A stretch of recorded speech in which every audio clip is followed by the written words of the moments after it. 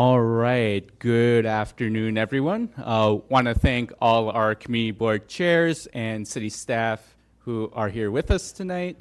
Opening this meeting, I want to introduce the School Construction Authority, who will be giving a presentation on capital projects within New York City Public Schools. And just generally, the borough president has made an effort to prioritize our local schools to ensure that they get the love and care they deserve throughout his tenure. That's why, as borough president, he allocated over $37 million towards public school capital projects this most recent 2026 fiscal year.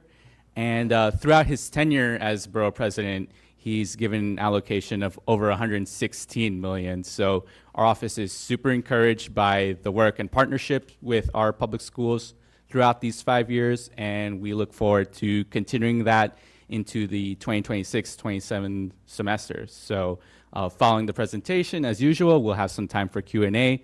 But with that, gonna lean on our presenters at SCA. Representing SCA, we have the community relations managers. We have Danielle Schaaf and Julie Kim. And Danielle, the floor is yours. Thank you. So my name's Danielle, and SCA is so honored to always be invited and be able to share the good work that we do annually and highlight our creation of new seats, the capital plan improvement projects that we do in our existing buildings, and of course, we love to point out all the great work our elected officials help make possible with their reso allocations. So I'll jump into the presentation. So tonight, our agenda, we wanted to show you an overview of our FY 25 to 29 capital plan, our plan highlights, our capacity program, capital improvement projects, resoways, and of course questions like you had mentioned. School construction, our mission is to design and construct safe, attractive, and environmentally sound public schools for our children throughout the many communities of New York City. We're dedicated to building and modernizing our schools in a responsible, cost-effective manner while achieving the highest standards of safety, quality, and integrity. So we're going to start with our 5-year capital plan from 25-29, and I just wanted to point out that the statistics that we have in here this evening are from our November 24 amendment. That's our most recent, so we'll be coming up with new stuff shortly. Just a photo that we have here is quite a large project, over $40 million project going on. If you happen to drive past Newtown High School, they're getting like a full overhaul on their very beautiful old historic building. So for us, the School Construction Authority, we have a $20.5 billion budget for this capital plan, and we break it down into 4 large pots. The first one that we have is capacity, or the creation of new seats. That will include our new building sites, new building seats, addition seats. Perhaps we have to renegotiate lease or find a new lease. So anything to do with the creation of seats. Healthy schools, we have a budget of $2.28 billion. That will include our, like say for example, our cafeteria enhancements that are going on. Capital improvement, these are projects that we focus on our existing school buildings and existing leases. Our budget for that is $7.5 billion. And our mandated projects coming in at $3.72 billion. We are, for examples of those are our boiler upgrades, electrifications. Some of our citywide highways, so for new capacity, we broke it down a little further, $6.13 billion.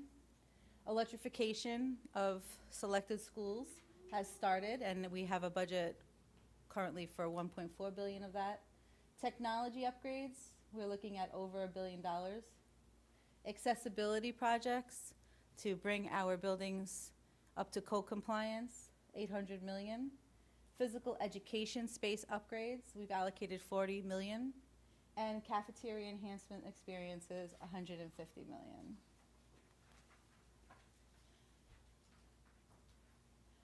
Our capacity program, so for new capacity, this is repetitive, but it is $6.13 billion. Replacement programs, this would be finding new lease sites, $400 million. Capacity to support our TCU removals, $200 million, playground redevelopment, $50 million, and early education, $200 million. So out of our almost $7 billion budget, this is how it's broken down into more details. Do you want to talk about highlights? Can you guys all hear me? Hello? Okay, cool. I'll try using the microphone because my voice isn't as loud right now. Okay, so this is going to be all of the school district 24 to 27 capacity highlights. So these are the seats that we added. You can see starting from last year, September 24, to all the way down to September 2029. But you can see that some of our larger capacity projects, there's one in each district. One upcoming District 25 at Water's Edge, 547 seats. That's including D75 seats. And there's also in District 26, PS 26 with 399 seats upcoming. In Districts 27, we have one on Jamaica Avenue with 696 seats. And so these are some of the upcoming projects along with some of the schools that we've actually already opened. So for example, in District 26, we have PS 41, PS 177, et cetera. For school districts 28 to 30, we our capacity highlights and seats added here. We have in District 28, we have the PS 174, 403 seats that were added in 2024. And in District 29, we have, for example, PS 95, 229 seats upcoming. District 30 has a couple of larger seats, capacity being added, for example, at Parcel C, 547 seats, anticipated in 2027. For District 78, our high school capacity highlights, I'm sure many of you might have already heard of the Queens Innovation Center, our largest capacity project to date with 3,066 seats. If you haven't gone and taken a look at it yet, I highly recommend you do. It's beautiful, and that opened in September 2025, just recently.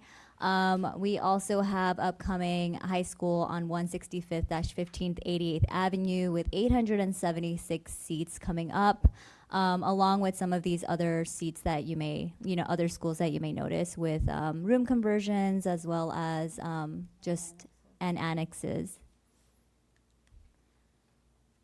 So these are just some photos from the capacity projects that were built. So Queens Innovation Center, as you can see, is highlighted here.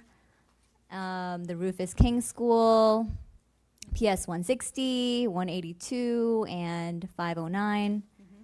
So for Queens Innovation Center, we do house, or rather the DOE has housed 4 separate school organizations within that building.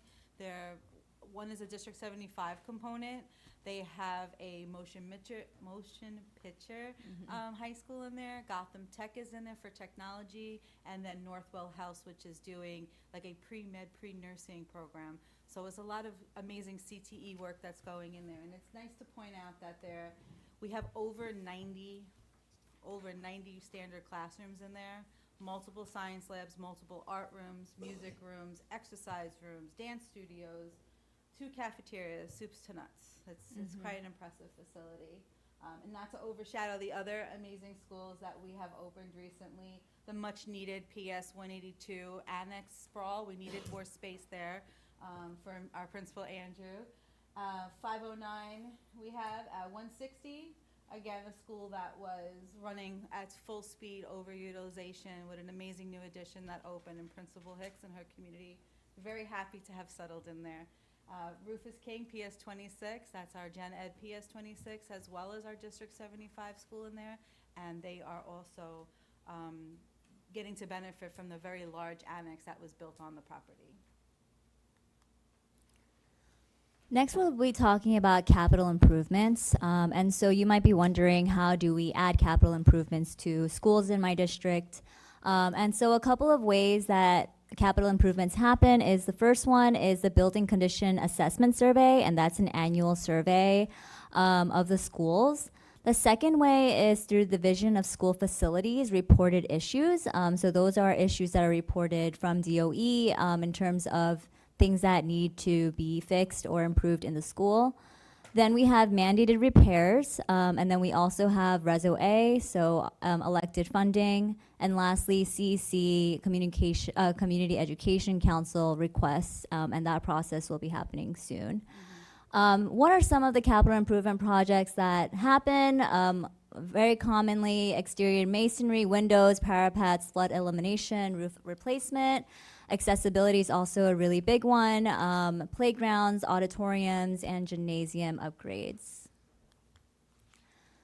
So we'll go by district in terms of what are the capital improvement project highlights. So for District 24, we have a total of 26 projects that we've worked on. You can see that some of the most common ones were exterior masonry, school safety, but we have a number of different projects that we've been working on, including low voltage electrical system, room conversions, ventilation, etc. For District 25, we had 28 projects in total, the largest one being electrification, and that's part of our Healthy Schools initiative, and cafeteria multi-purpose room upgrades in exterior masonry. For District 26, we had 24 projects in that district, the largest one being school safety. For District 27, we had 28 projects, the largest one also here being school safety, but along with roofs, paved area concrete, playgrounds, heating plant upgrades. I mean, there's just a whole host of improvement projects that we've been working on in all of the districts here. Next, we have District 28, where we had 28 projects that we worked on. School safety, toilets, roofs, parapets, exterior masonry. For District 29, we had 23 projects that we worked on, the largest one here being school safety again, and room conversions and partitioning in terms of creating seats. For District 30, we had 30 projects that we worked on here. Again, you know, kind of similar to before, just kind of going through the list. So we have here the District 78 high school capacity improvement project highlights here, and we had 46 projects in total that we worked on, room conversions and partitioning being the top one. But you can also see here we worked on the cafeteria multi-purpose room upgrades, the electrical systems, roofs. Oh yeah. I just wanted to point out that for District 78 and for District 75, the statistics that you see are for citywide. They're not detailed just for Queens. So we have them encapsulated for all 5 boroughs, but in that district. Oh, sure. Yeah. Yes, I'm sorry. Yeah, so this is District 75 as well. And as Danielle said, these are citywide. And you can take a closer look at the different projects that we worked on in each district since you have the presentation in front of you. Danielle, do you want to go for this? Yeah. Okay. So we thought it'd be nice to share some of the work so not everybody gets to see all the money that we're putting into roof projects or what the roof replacements look like. So for IS 77, this is a project that is a full exterior mod, over $23.4 million project. It's roof replacements, total window replacement. We're replacing RTUs on the new building that was about 15 or 20 years old now. And it's been an ongoing process with full exterior masonry, and then flood elimination will come as well. But here we're showing a picture of the new roofing system. That looks very good for anyone who wants to hear my opinion on it. It's a beautiful new roof that's going in. IS 238, so that was a school we're wrapping up. It was a lot of work there, and the principal and the community was very supportive of our work that was very invasive in the school building.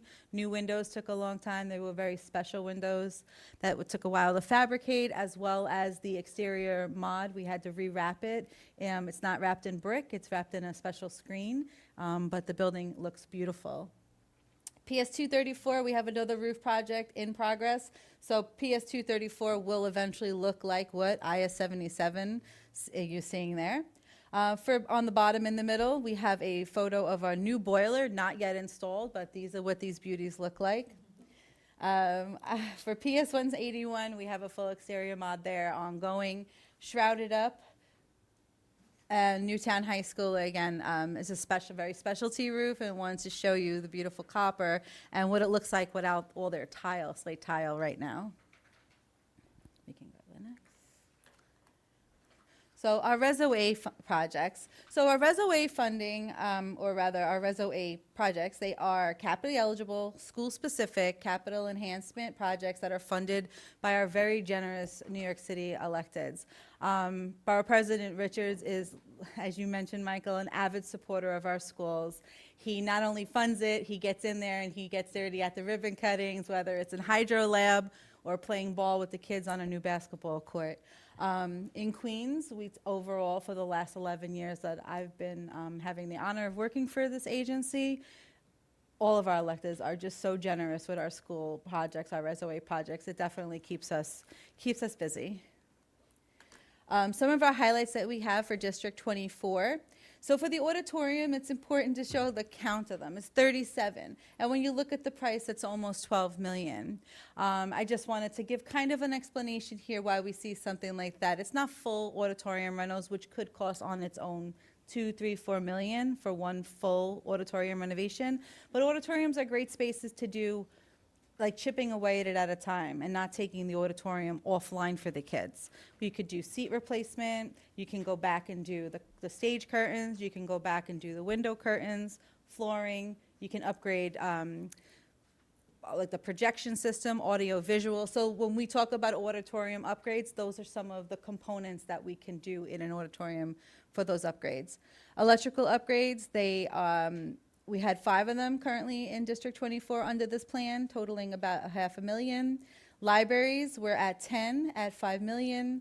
Playgrounds, another one that we can do a little or a lot at a time. It's great to upgrade it as they need it and not take the whole thing offline. 21 playgrounds at $8.9 million. Science labs, actually one of Borough President Richard's favorites is his science labs, right? He loves the hydroponics for Yeah, sure. he likes those. I think he just did 5 at Jamaica High School. So that was, and we didn't take them all offline at once. We did 1 or 2 at a time. So 12 of those at over $2 million. Our next one is for District 25. We had 35 auditorium projects totaling over $12 million, 7 electrical projects, 873, 7 libraries at $2.6 million, 15 playgrounds at over $12 million, and 3 science labs at $320. District 26 Reso-As, we had 41 auditorium projects at close to $10 million, 7 electrical upgrades at $2.6 million. Playgrounds, we had 10 at $6.7 million. Science labs were 9 at $4.2, and 5 libraries at almost $900,000. For 27, again, the auditoriums seem to be popular, right? 35 at $11.5 million. 4 electricals at $831. Another big one that we had here again was the science labs at 19 science lab projects and $6.9 million. Yes, ma'am. When you say auditorium, does that also mean that you're installing air conditioning? Not necessarily. It could mean a supplemental cooling project for the auditorium. Yes, it could, but auditoriums, it's not just, I'm sorry, let me rephrase my answer. It does encompass supplemental cooling projects that would have been initiated or constructed already for cooling, but it's not restricted just to the cooling. It's for all the other components that I had earlier mentioned. Thank you. Did I do this? I did this one, right? Okay, sorry. For District 28, we had 44 auditoriums at a whopping $23.5 million. That's a big number. Playgrounds, we did 6 playgrounds at over $11 million, 14 libraries at 5.5, and science labs, again, 22 at $7.2 million. District 29, our big one for this district were our playgrounds at 10 playground projects at $7.7 million. Auditoriums at 31 projects for 7.1. Electrical was almost at 900,000, and our libraries were 14 projects at 4.7. District 30, we had 28 auditorium projects at 9.6 million, 15 playground projects at 11.1 million, 28 science labs at 7.4. So while I display the beautiful photos that we have, I also just wanted to point out that all of the highlights that we're seeing for district by district, that doesn't mean we're done in this capital plan from 25 to 29. So our capital plans are live things, and every year we get the privilege to add more and more on every year, hopefully with a little bit of budget increase every year. So this is what we've identified thus far, but we still have some more years to continue to identify projects in this capital plan. So next year we'll have bigger numbers for you. We wanted to show you some of the work that gets done. PS 124 is really amazing. The principal helped to design the logo. It came out great with our owls. 119, another very large auditorium that has gotten done recently. Cardozo's Annex, this is their library. It's like a law library-ish feel to it. And we have a beautiful playground that was recently completed at PS 52. Okay, so we said hydro. I couldn't not bring these photos. So we had, Borough President had allocated funding for, oh man, even I made that, look at that. I didn't know that, sorry. So he had allocated funding for MS-53, and this is probably one of the most elaborate and quite honestly coolest science labs or hydroponics lab I've seen. It's on the rooftop of the building, and it is an amazing space. I wanted to highlight another project that the Borough President, along with our City Council member Adams, has funded in our ResOA projects. Also, we have capital money invested as well, but it's a big part of it comes from ResOA, and they're redoing August Martin's Field and their field house. So I wanted to be able to show everybody what it looks like right now, and by next year, the kids will be playing football on it come next September. I wanted to provide everybody with our contact information. So we don't want anyone to wait till we have this meeting. I know Kat won't. Please feel free to reach out to us all the time, anytime, any question. If we don't know it, hopefully we can guide you to the correct persons in the school system that would be able to address an issue or a concern. And then any specific project details that you have, don't hesitate to get in touch with us. We also have listed here our director of our ResOA program, Brian McGinn. Most of our principals across the borough of Queens and some other boroughs are very intimately involved with Brian and how to get quotes from us and keep facilitating those projects. I've also included our director of external affairs, Yvette Knight, and our vice president of external affairs, Andrea Benda. Okay, that does wrap up our presentation, and I can turn it back over to you, Michael. All right, thanks so much, Danielle. I'll turn it over to the committee board for questions. I see Sherry first, followed by Heather and Evie. Okay, however you want Okay. Hi, Danielle. Hi, Great to see Sherry. you again. I met Danielle when my daughter was in kindergarten. That's how old we are. And how old is she That's how now? long we've been doing this. She just started college, Queens College. to. Okay, congratulations. So the new school you guys are building on 120th Street, where the Jamaica? old Ruby's was. Jamaica Avenue site. Yeah. Yes. The entire community, and when I say entire, I mean entire community, doesn't want an elementary school. They've been asking for a middle school for a very long time. They've come to our board, they've advocated, they've said many times, the way it splits right near District 28. So there's PS 161, the Attash School, which is right at 124th. So there's no real need for another elementary school. They need a middle school because the zone middle school there is MS 137. It's very dangerous. We've heard a lot about parents of fear traveling through Rockaway to get to 137. We tried to negotiate with the MTA to get the bus to take them straight there. and drop them off and come off. There's a bus that waits to bring them back, but it's very hard to have 10. And I know from experience, my daughter went on a bus at 10 years old and got lost and started screaming and crying. And at 10, it's very hard for kids 10 and 11 years old to be taking 2 buses to go to any middle school that's so far away.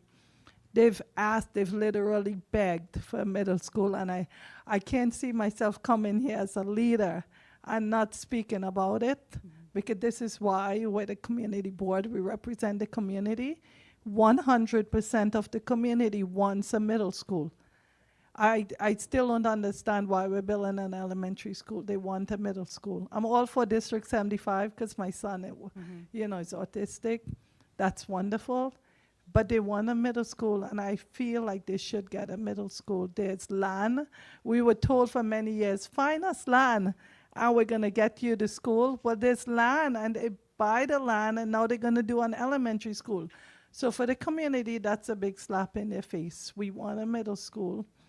It's been something that's been asked for many years. There's finally land, and it's an elementary school. We're asking and begging SCA to please design a middle school. So this is the Jamaica Avenue site. 120th and Jamaica. Danielle, because I know you all figure out what's the outside of the school, Sherry, and then moving forward, that will go to New York City Public Schools. So their space planning team will decide that. So once it's done, then it will go into New York City Public Schools. Is that what you're... So is there a yes. chance still that they can advocate for the middle school? That's what we want to know. So I won't ever guide anyone to not advocate what they're passionate for or what you feel your communities need. But I can speak to the point of how we come across with determining and identifying what age ranges are going into what buildings, or how, or rather, when we find sites, what we design those buildings for. So for us, it's purely numbers, right? So we look, there's a lot of factors, but when we say, okay, we're gonna set out, we're acquiring this site, and we're acquiring this site for a PS, a MS, or a high school. The reason why we make that determination is we base it off the numbers. Yes. We base it off utilization rates in the nearby schools, with the DOE, with their guidance, and also with our Blue Book shows. From there, we will look to have conversations with the superintendents of those districts to make sure that our methodology that we're using aligns with theirs, and to get their feedback. We did come, we came here, We did have I know. a meeting So with the district, with SCA, and the parents spoke. But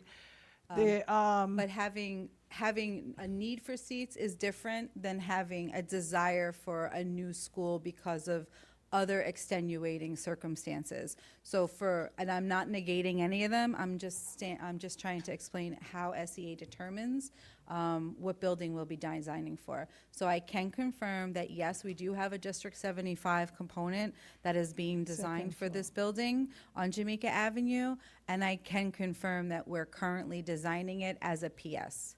So you can continue to have conversations at your district level, and like Kat mentioned, ultimately the Department of Education, we build them, they fill them, right? So we'll build them, and they will determine what organization will be occupying that in September of 26. Okay, so if not, there's an 28. There's an old movie theater on 117th Street. We'd like you guys to look at that as a possible site for middle school. It's there. They were going to do some type of athletic stuff in it. It didn't work out. And it's there sitting there, and it's a big building, a big space. We'd like you guys to look at it, because we really do need a middle school on that area. Okay, so what I'd like you to do is put a formal email in to my real estate team and our site acquisition team, and it's sites, plural, SITES, at nyc@sca.org. It's on our website. You can put it I'll right through text here. You can email me, and I can forward it right to them. And then we'll look at the different kind of considerations. For us, maybe it's a good point or a good segue just to kind of point out that when we're looking to choose locations we have a couple of different parameters that we look at for minimum requirements. One of them is that it needs to be a minimum of 25,000 square feet property. It used to be bigger than that, but we're trying It's a to huge be more property. creative with with less real estate potentials. It's a huge, but I don't But know we the can square look at that, footage. yes. Also, PS 60, they have this big 60. park next to them. They've been looking to That's Parklands have an Park. extension. Yeah, they've been asking for an extension for over 15 years for the space. I know 25% have to be, I've been advocating since CEC days. They with class size now.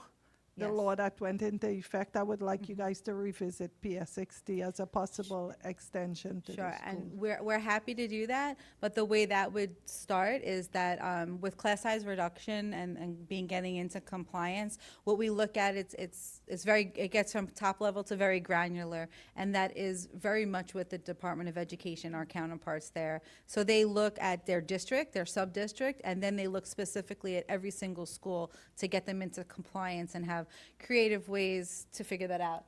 So as we see, like, just an example, like, we see some small numbers up here, right? So that's not our new schools, that's us creating new seats within a building, helping to restructure the building along with our partners from space management at DOE to do like what we call like room conversions, so that we can try to maximize some dead space that's in their buildings as well.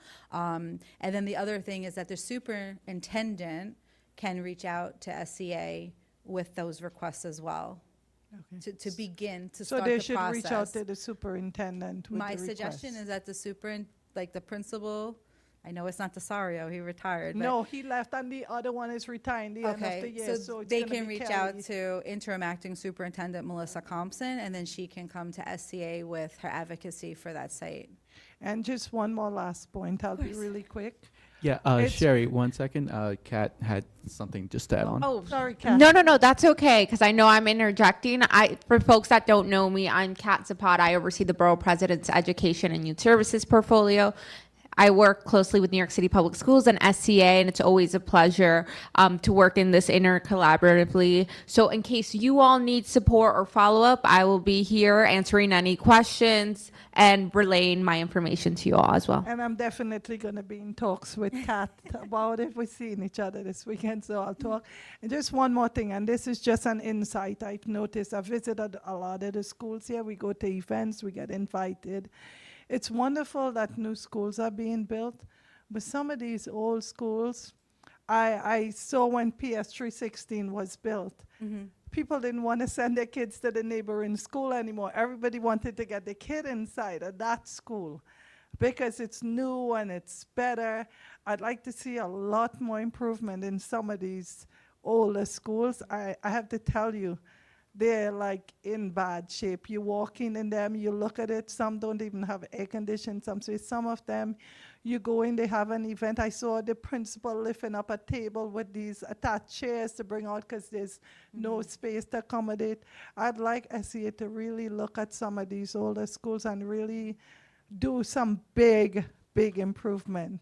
Thank you. Thank you. So we do absolutely hear you on that, and actually, I could jump back. A lot of our budget is equally spent on our capital improvement in our existing buildings. So the capacity creation of new seats is not just the building, it's the real estate that's needed to purchase to acquire the land to build.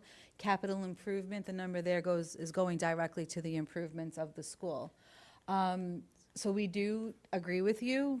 This is what we do.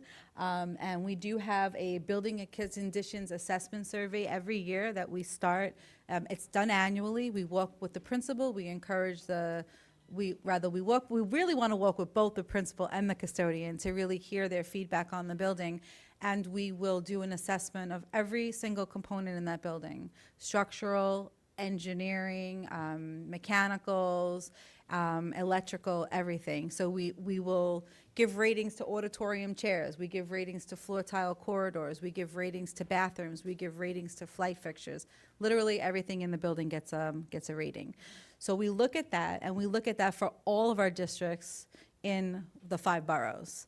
And then those schools, existing building schools, the systems or the items that are rated we refer to them as fives, which means like the worst condition, the most poor condition.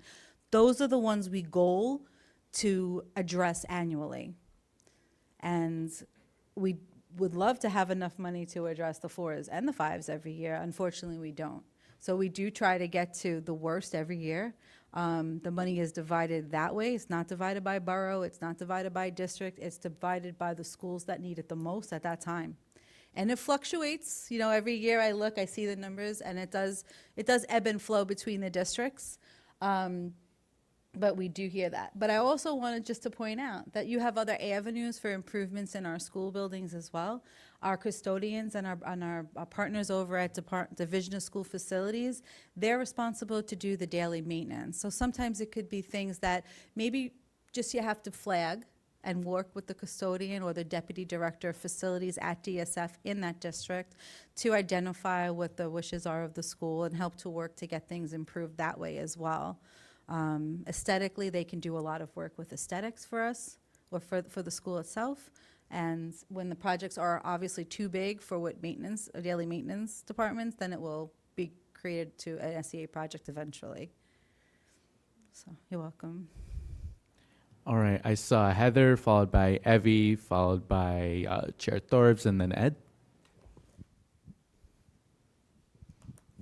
Hi. Hi. First, thank you so much for meeting with our education committee last year. That was really helpful. It was great. Also appreciate the beautiful work that's been done at 174 and 206.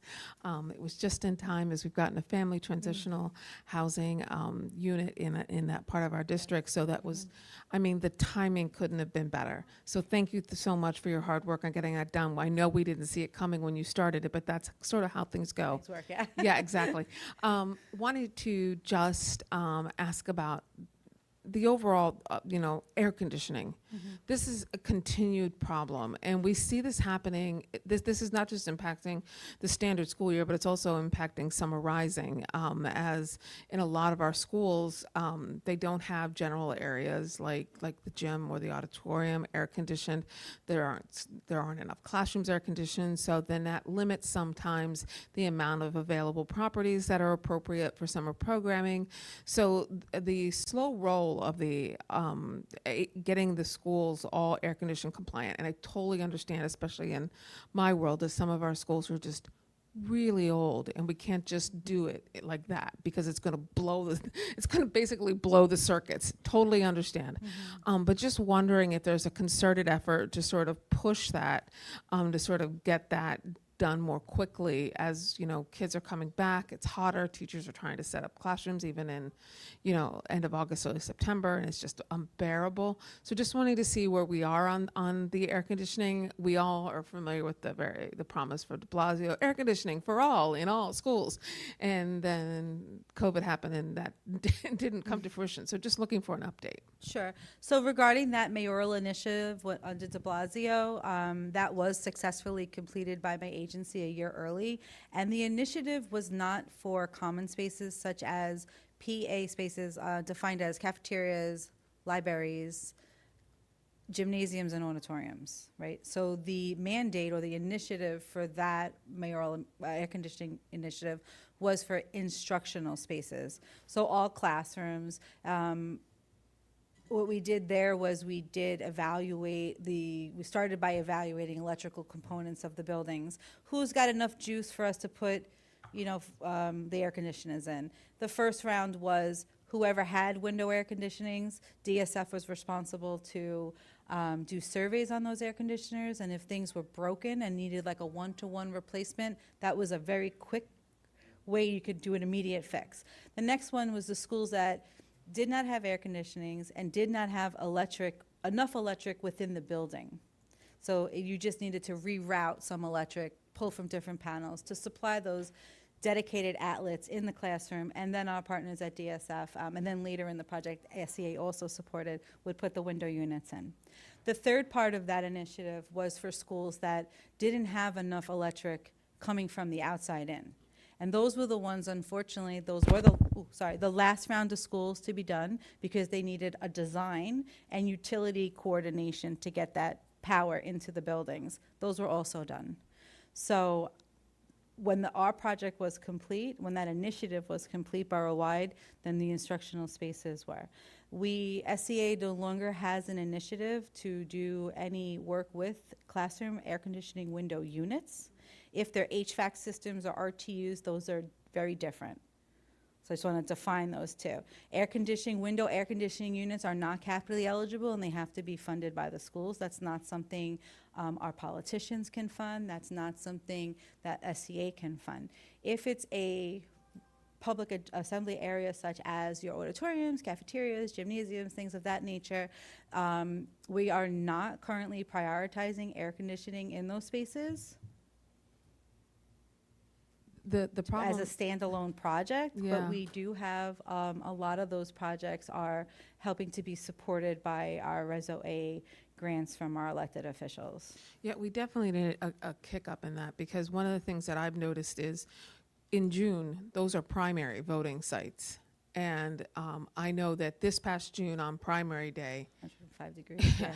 I think it was I mean, 104, 105, right? Yeah. there were people passing out. There were, I actually saw it at a voting site where I was doing some poll site visibility, and it becomes a real problem, because those June primaries, and I know we're just a couple years into the June primaries. It used to not be the case, but now that we're having those June primaries and all the voting is taking place in the auditoriums, those places are just so hot. And so, this is good information for us to sort of take back and talk to our elected officials about how we kind of can get these things funded, because it is really unfair when a majority of our election day workers tend to be older, and so their tolerance to work in that kind of heat, and it's an all-day thing. You get there at 4 and you're gone. I mean, I know I'm just talking about one day, but if you're there for that full 4 to almost 10 p.m., 4 a.m. to 10 p.m., that's a long day to be in a space that's just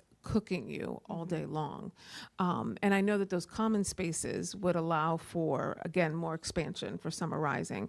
So I'll take the note back as far as like where we think, and we can reach out to our schools and see, where we need it the most. But I would think that's probably district-wide. It doesn't sound to me like there was much done in common spaces in general. That what you're saying is that most of this was instructional, yes? Well, I think when you were speaking like Yeah. prioritization of cooling Of course. areas, so I wanted to just make sure we talked No, about what we thank did you. in the initiative. But our priorities is to keep our buildings structurally safe and sound, watertight, windows that open, and those, I believe, will continue to be our utmost priorities for our buildings. If I know something different next year, I'll definitely share it with you. Or before. And I just wanted to add, Heather, to the borough president met last week with all superintendents, and Dr. Blake was very much on par with what you mentioned related to the Russell Sage School, 144, right? We can name a bunch in District 28 that need a new HVAC system. So we definitely, encourage the schools in that area to relay that on their Resolution A applications, but we will be reiterating this next week when we meet with all the education chairs as well. Yeah, and if I could just piggyback onto you, Kat. So when a system, we talked that window air conditionings are not capital eligible, but you mentioned a kind of magic word regarding HVAC. So HVAC is different because if it's an already existing HVAC system and it's no longer functioning, then it would become part of our BCAS reporting, which if we identify it as a 5 in poor condition, then it does become eligible because it is capitally eligible for replacement. Recognizing CB1 followed by 12 and 3. Hello. Hi, I'm Evie from Hi. CB1. Hi, Evie. My kids went to PS 85 and beautiful. PS 122, so love the new annex at PS 85. Of course, they're long gone, but it's a wonderful addition to the community. I kind of want to get back to what Sherry said about some of the older schools, because the original building, PS 85, which is still in use, PS 122, Right. they're very old, very solidly built, amazing schools. But the bathrooms are horrible, and I know that the president of the CEC has been asking for new bathrooms across the district because they're just in really just, I just remember when I would go to the schools too, they're really horrible and bad. And that it's been a challenge to get new bathrooms funded, bathroom renovations funded, at least in District 30. So I just wanted to know like what can be done to kind of push that along, because that is, I think, the #1 request from the CEC. Yeah, we definitely hear of them. I'm sorry. Oh, so I could say to start. I think a way to start with that is sometimes it needs like a facelift. It doesn't need like a full gut reno, and that is a good project or a good item to discuss with the DDF for the area and the custodian. They do a lot of work. DSF, I mean, does a lot of work with the bathroom renovations to help. These to are like make them 100-year-old more bathrooms. aesthetically pleasing.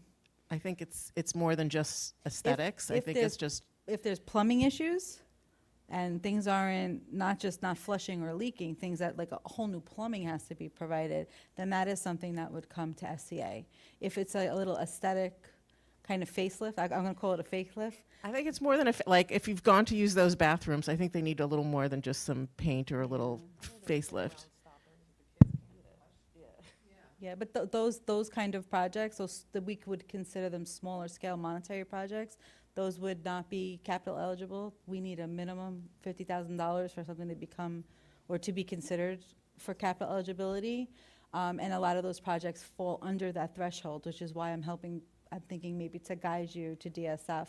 And you could start with the custodian at specific schools. The CEC, I guide them the same way. We just had a big meeting with they're ongoing still, borough by borough, with FACE and DOE to train our CEC members, a lot of new folks, on what is capital eligible and how to go about learning the BCAS system and how to look through the BCAS reporting and identify projects that would be meaningful when they put on the prioritization list.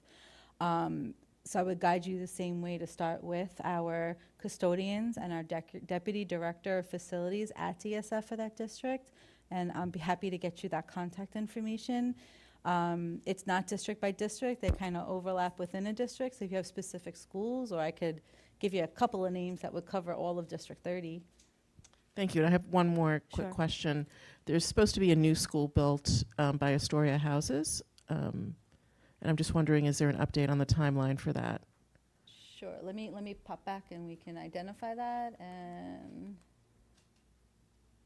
Astoria Houses. It's like on Hallett's Peninsula. Is it Howells Point? It's the 43rd Avenue? There's actually 2 schools that are supposed to be built as part of rezonings, but one of them, Okay. there was a meeting last year with SCA about it. Sure. No, District 30. I just wanted to look up our parcel C address and see if that maybe is it for us. I think it would be on Astoria Boulevard, technically. There's a plan to kind of cut through the middle of Astoria Houses.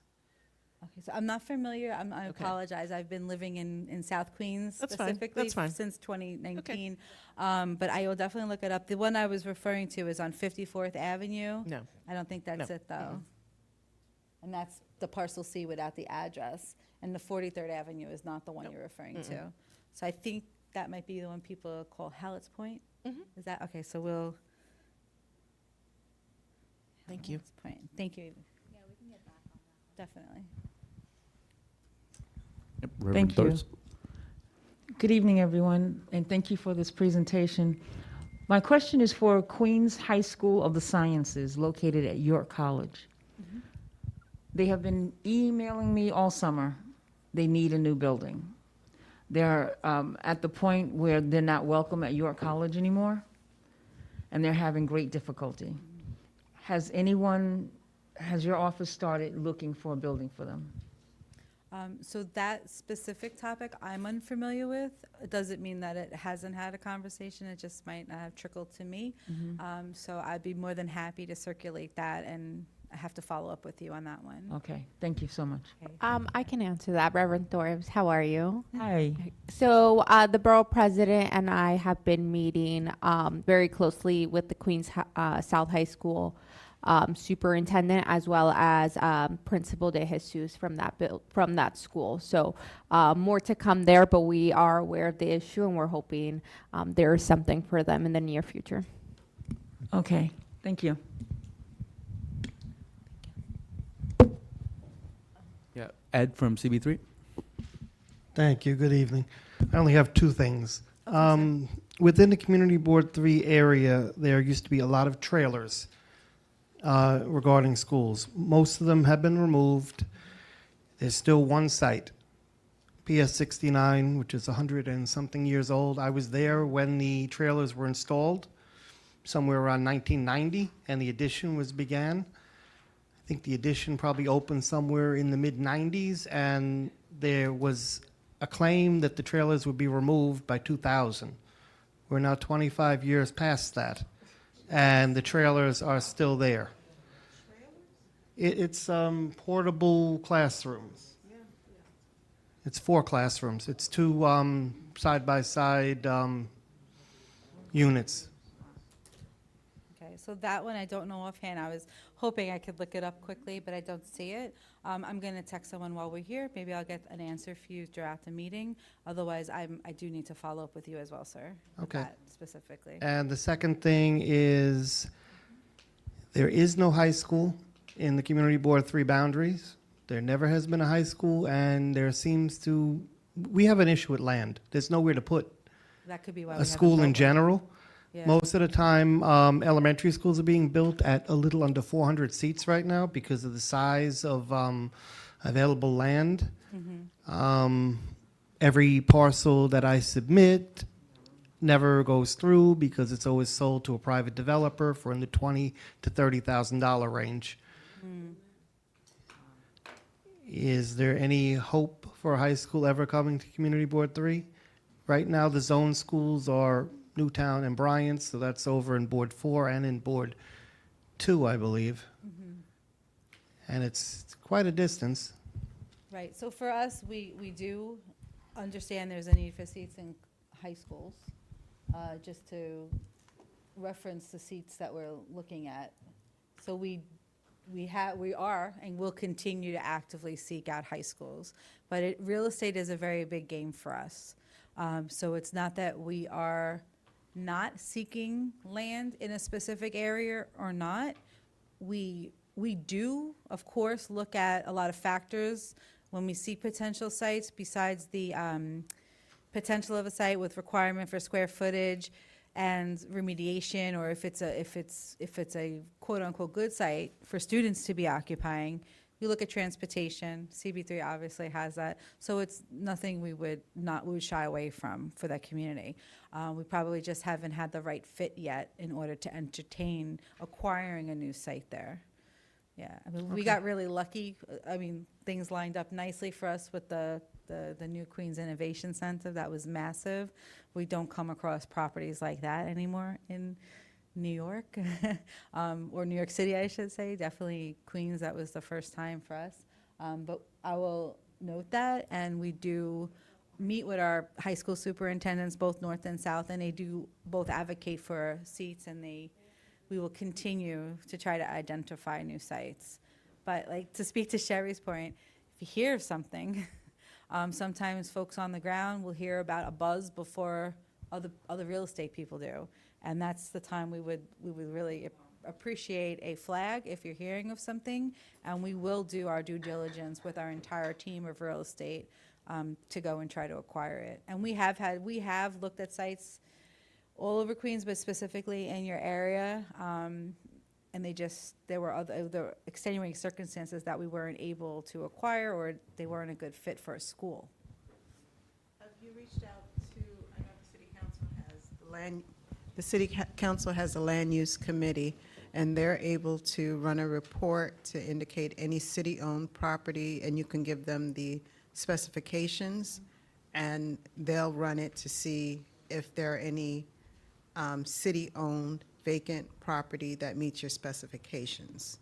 So I can confirm, because I'm not with my real estate team, that they utilize that as a tool. I'm presuming they do, and we do have consistent conversations with all of our Queens City Council folks and our borough president about things like this with potential sites. Okay. Sorry. I think what I'm hearing from both Sherry and from Edmund tonight in regards to the need for schools, you know, and I understand, and I think this has to come from the DOE, I suspect, is that what they're not necessarily looking for are seats. They're looking for schools that aren't necessarily that it's not just as simple as convenient. You know, people have a quality of life that they expect, and their kids have a quality of life. And so when they have to travel for a considerable distance, like Sherry was explaining, especially at such a young age as 10 and 11, you know, and switching 2 buses to get to a school that is the school that you're zoned for, it's a little bit, it's a lot to expect. And it's a lot to also expect of families if they're traveling with that child all the way there and then to commute either back home to continue remote work. So I think, and I think this has to come from the DOE because like you've said, it's a numbers game. But at the end of the day, it's not that they're looking for seats. They're looking for those seats to be put closer to home so that it's easier for families. And it's also, I think, will enhance family engagement in schools when they don't have to travel so far, when it's not so hard to get there. And I think that will create improvements academically overall if we could do that. And so I think that's what you were saying more so is not just you need the seats, which is always the case because of, you know, everything growing. But I think you're looking for seats that are more conducive to quality of life so that people aren't traveling so far. So, and I know that that's probably a decision way outside of your area. That it's probably a decision that has to be driven by the DOE to say, you know, this is what we need to do versus, you know, because you're trying to just find places to put bodies that are appropriate. Right. We look to build schools where families live for that exact reason.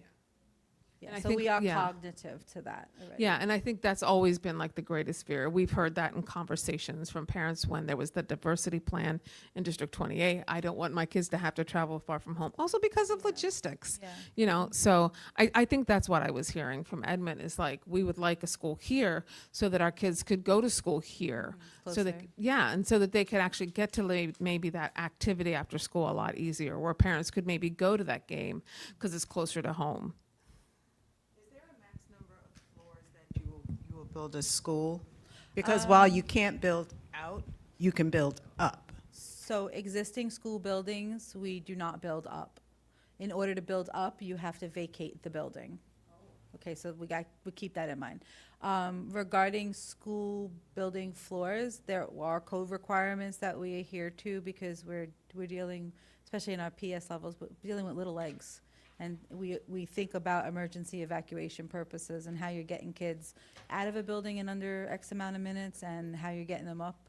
And now with 3K, pre-K, they're little guys that are, little girls and guys that are walking up the stairs, right? So typically we build like 4 and 5 story buildings. Yeah, I know in Manhattan we have some that are bigger, maybe 6. I think we have a 6th floor. Yeah. High school. Mhm. So. Right, for little high legs schools don't- too, like even Queens Innovation, we have it's a 6-story building. So we do look at the need, or rather who we're building and designed for that building. And then we would go higher for the older kids rather than smaller. You know, we try to stay to 4 floors with the younger children. But typically, it's a 5 stories. 6 is a little, we had a lot of space, we maximized on it. All right. Are there any further questions from the community boards? All right. Seeing none. So with that, just want to thank SCA for presenting tonight. And lastly, just thank you to everyone who made it all the way out here. So yeah, just looking forward to working with everyone to recently new and ongoing school semester. And for chairs, our next borough board meeting will be Monday, November 3rd. 5:30 p.m. Quick turnaround, but we'll see you in a couple weeks. So thank you, everyone. Have a good night and get home Thank safe. you.